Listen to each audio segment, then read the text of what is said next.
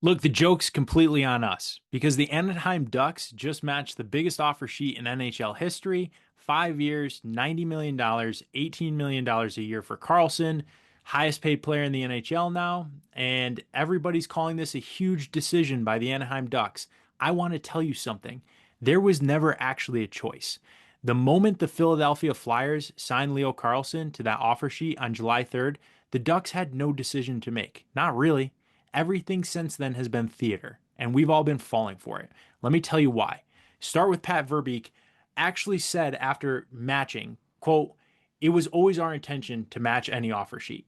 Always, any offer sheet. That means when the number came in at $18 million a year, the highest cap hit in NHL history, Verbeek already knew what he was going to do before he read the paperwork.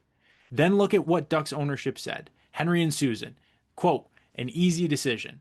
Easy. Not difficult, not we had to think about it, easy.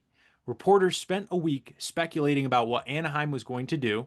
Should they match? Should they take the picks? What's the right call?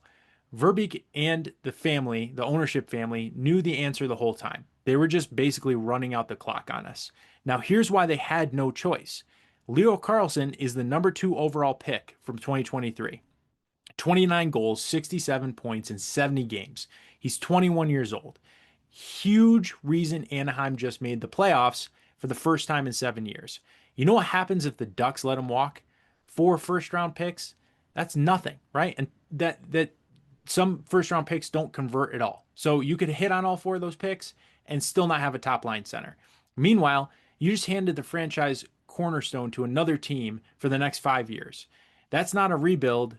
That's a rebuild, you rebuild over again, right? So Anaheim just spent several years missing the playoffs. They crawled back into contention.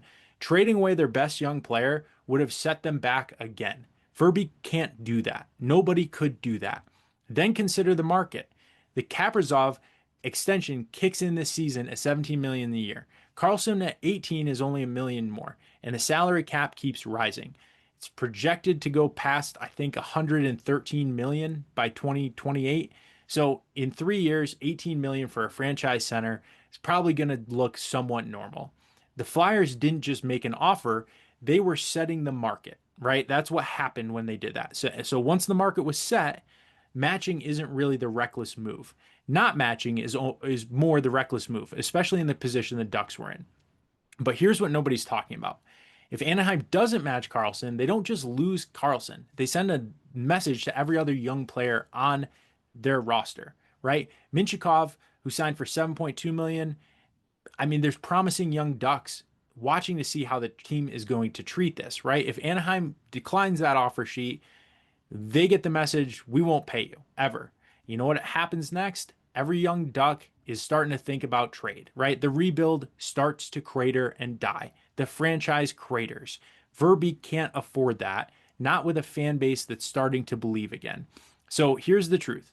The decision to match Carlson wasn't made this week. It was made months ago when Verbeek decided he'd match any offer sheet. The illusion of choice was for us in the media and us as fans. The real decision, the one that Anaheim got wrong, happened long before. Verbeek should have signed Carlson to an extension already. He had the whole year, he didn't get it done. By the time the offer sheet arrived, the decision was made for him. Philadelphia set the price, Anaheim had to pay it. That's not really a franchise altering decision, it's being forced into one. There's never actually a choice here. The only real question is whether the Ducks learned the lesson about their young stars before they hit restricted free agency the next time. So, I don't know. You still think this was not the right call? Anyway, go Canes. And Caniacs, be sure to hit that like and subscribe. Catch you in the next video.